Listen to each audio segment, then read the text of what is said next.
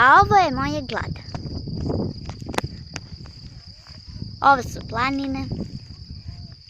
Ovo je moja baština. Ovo je livada. Ovo je moje dete i bake glad. Baš je lepo ovdje. I baš se lepo provedim i uvijek će mi biti lepo. Ovo je lepo ovdje.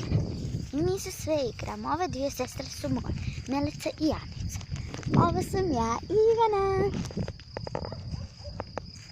I volim ovu prirodu. Ovo se zove kućka korite.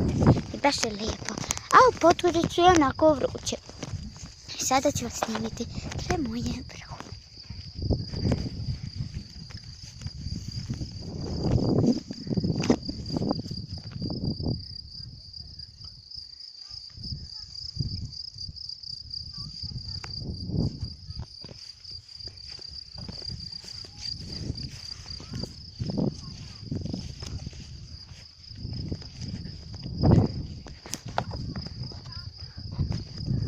Ovo je moje dete i babe baština.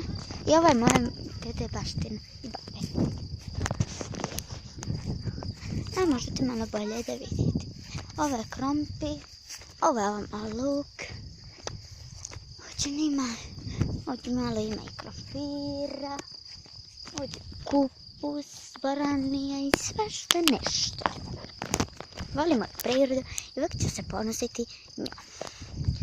I volim moja kućka korita. Pogledajte ovaj snimak, ako vam se sviđa, lajkujte, ako vam se ne sviđa, samo i bye. Da vam opet snimam.